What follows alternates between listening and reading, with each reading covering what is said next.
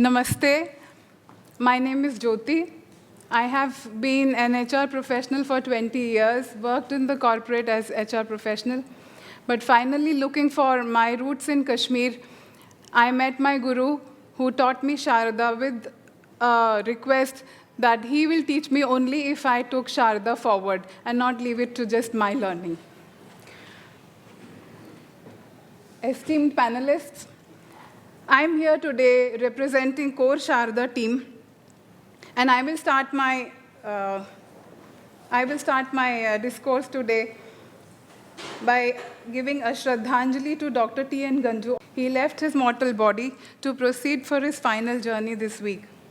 He was an illustrious scholar of Sanskrit and Sharda, and he has rendered enormous service to Mother Sharda in the Lipi form.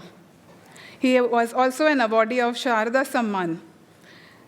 May his Atman attain moksha. Om Shanti, Shanti, Shanti. Gar firdaus bar ruh zameen ast, hameen asto, hameen asto, hameen ast. Many of you here resonate with this particular couplet, which is written in Farsi. पर ऐसा क्यों है कि कश्मीर की पहचान इस Persian दोहे से है, अभिनव गुप्त के नाट्य से नहीं, शास्त्र से नहीं, वासुदत्त के शिव सूत्रों से नहीं, पाणिनि के 4000 व्याकरण के सूत्रों से नहीं और पतंजलि के योग सूत्रों से भी नहीं। सोचने योग्य बात है। मैं अपने वक्तव्य में ऐसे और ऐसे कई सवालों को आपके बीच में छोड़ के जाऊंगी जिनको कि सोचना और उनके ऊपर ध्यान करना हर एक भारतवासी का कर्तव्य है। As a student of history and native sciences, I have often wondered why the natives and aboriginals of ancient civilizations have always struggled for a meaningful existence.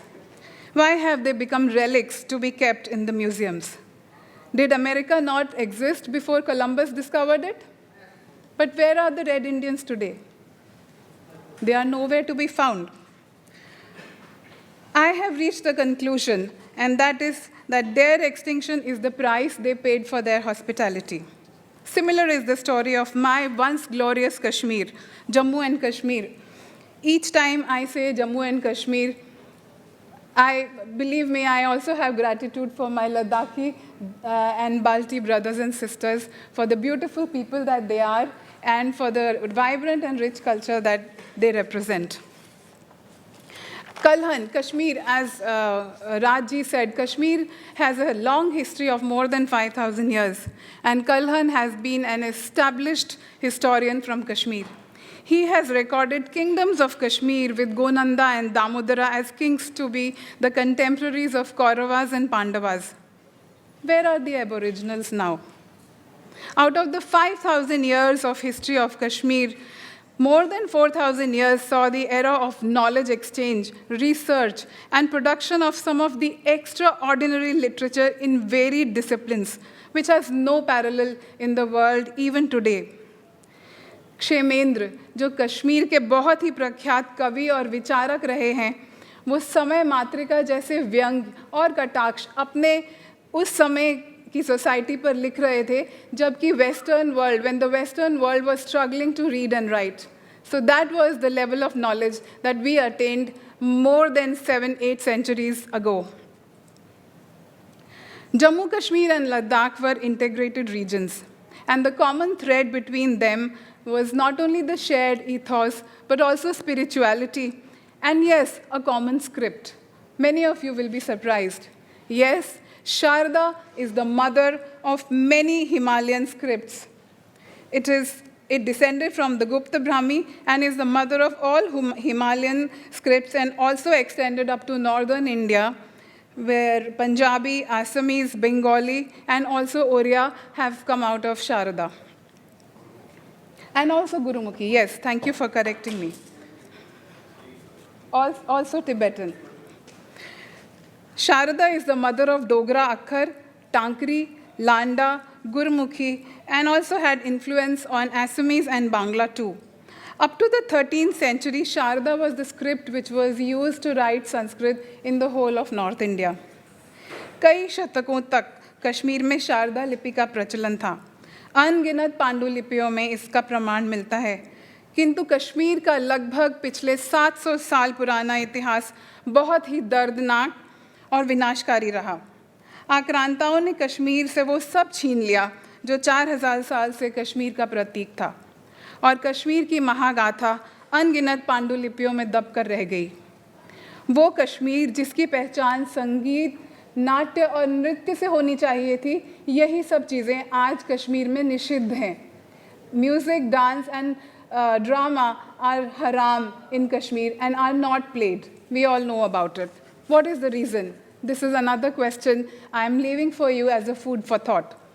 Although today's discourse is on the way forward post the defanging of the two demons of Article 370 and 35A, it is important to talk about itihas, particularly in terms of Sharda Lipi, because Sharda Ma in the form of Lipi has been muted for more than 7 centuries, and it needs a voice, and it needs to be talked about. It is very important to question that why such a vibrant society and a lively civilization which was fully integrated not only with the surrounding regions, but also with the whole of India is in such a disarray and in such a disintegrated state. Was Jammu and Kashmir disintegrated? अगर जम्मू और Kashmir integrated ना होता तो इस बात का हमारे पास क्या जवाब है कि आदि गुरु Shankaracharya went all the way from down south to Srinagar, to Kashmir, to spread the light of Advaita and Vedanta. And you will be very surprised to know that he got enlightenment in the Shakti path not from the sages of Kashmir, but from the local people of Kashmir. This is what I've heard from my elders. It is sad that today we have assembled here to devise a strategy for integration of a place which was very well integrated with the whole of India.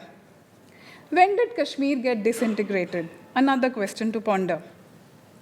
All the bridges of communication were broken when slowly but systematically our script was taken away from us, and a foreign language, Persian, and its script Nastaliq was imposed on us. All the scriptures, literature, granthas, not only in the Paramarthik but also in the Vyavaharik realms, were written in Sharada. It all got buried because Sharada was taken off completely from the educational systems. When there is no curriculum, there are no students, and there are no teachers, then a script dies, and with it dies a whole civilization. And that is what happened with a lot of stuff that was written in Sharada, and that is what I call genocide of a civilization.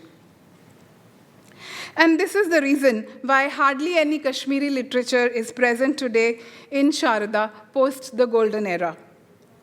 The question that most people ask us when we step out of our houses to teach Sharda to young generation of not only Kashmiris, but anyone who wants to learn this fantastic script, they ask us, what is the need to learn Sharda when nobody knows it, when nothing is written in it? What is the need? And we answer it in multifolds. One is my personal experience of being able to get to my roots and to reconnect with my roots. And the other is a very, very important reason, which is for the benefit of the mankind. When Sharda Peeth was plundered, its vast library burned for fuel. It was hosting so many books that even today we cannot assess the loss of knowledge that those books contained. It is sad that we may never come to know what we have lost. But what we could salvage and what our ancestors could transliterate tells us that wealth that it contains was enormous. Even today, a lot of manuscripts are there which are waiting to be deciphered, and thousands more which are in the possession of people who do not value them. Many have been taken away and kept in museums worldwide. This is like uncharted territory. It is the road which will lead to a treasure trove of knowledge. Knowledge in the field of engineering, arts, performing arts, aesthetics, metallurgy, and God alone knows what all is trapped in there, crying to be exposed for the betterment of mankind. Recently, a Bakshali manuscript describing zero was found. Quite a lot of work has already been done in this field by many groups, individuals, and institutions. And Mr. Raj is not here. His institution is one of them, which is also promoting Sharda in one way or the other. Now that the Article 370 and 35A have been defanged, the caged civilization of Jammu, Kashmir, and Ladakh has been freed, thanks to the decisive current dispensation led by the Honorable Prime Minister and his illustrious colleagues. The citizens of India, particularly Jammu and Kashmir, will remain indebted to them. That this happened in our lifetimes and that a colossal wrong was corrected is nothing short of a miracle. And I, as a citizen, am particularly very grateful and thankful that this miraculous historical moment happened in my lifetime. I feel privileged that I will have an opportunity to be a part of that larger team which will help in transforming my merged Kashmir, my Kashmir and Jammu. We are hopeful that slowly but steadily, we shall be able to reinstate our Sharda Lipi and the knowledge that it contains back into its pristine glory. I would like to make use of this opportunity, although I was expecting some government officials to be here, so I thought it is better that we put forth a proposal in front of the government as to how Sharda Lipi can be brought back to its glory. And a few of them I present here. That University and Research Center for Cultural Studies of Jammu and Kashmir and Ladakh be instated, which would run courses on the work done by great intellectuals of Kashmir.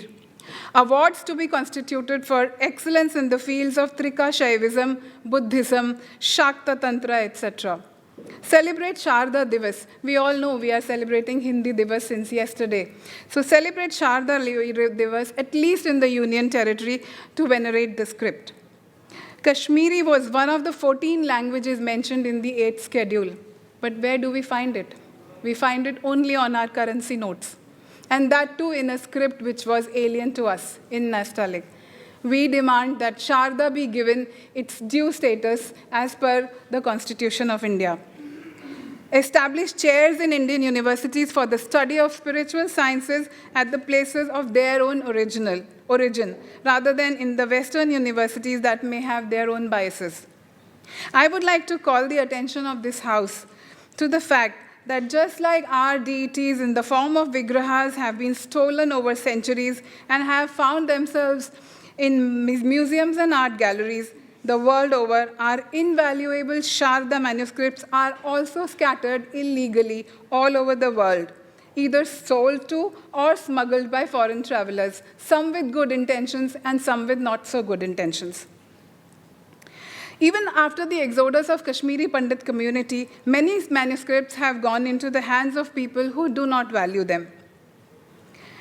We demand that all such property be brought back and declared as intellectual property of the government. And anybody who possesses this, just like they did to the two shawls, everybody had to register two shawls. So anybody who possesses these manuscripts will be considered illegal because only Government of India should become the actual custodians of those manuscripts.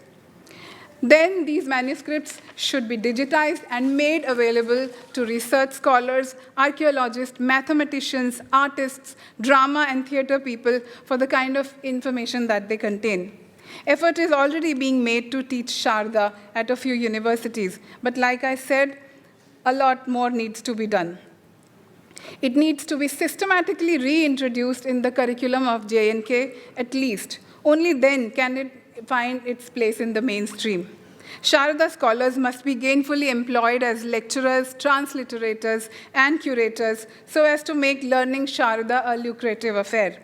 Unless it is attached to livelihood, it will be a challenge to mainstream it. With these recommendations, I would like to strongly state that we will have to take Kashmir back into a flashback of 700 years, albeit with all the modern technology at our disposal. Only then it can be released from the clutches of the ideology that celebrates death and afterlife, which no one has seen and no one has come about. Kashmir of 700 years ago was a kaleidoscope of art, architecture, and everything that signifies life and celebrate lives. Let us bring that Kashmir back, now that we have all the opportunities given to us by the state. I have always failed to understand how this discriminatory Article 370 granted any special status behind an iron curtain. As a Kashmiri myself, today I feel like a free bird liberated from a steel cage. To my fellow Kashmiris who are today distressed over stripping of what they call special status, I would only say it was a mirage which has ended, and the true elixir of life is waiting for you across those imaginary lines of bifurcation. Come and rejoice and celebrate freedom and life with your brothers and sisters in the rest of the country. And let us all, Dogras, Kashmiris, Ladakhis, open our arms and hearts and welcome our brothers from the rest of India across Bharatvarsh, and let us weave the loose ends of Jammu and Kashmir back into the fabric of Bharat, the Bharat that is the Indian tricolor. Jai Hind, Vande Mataram.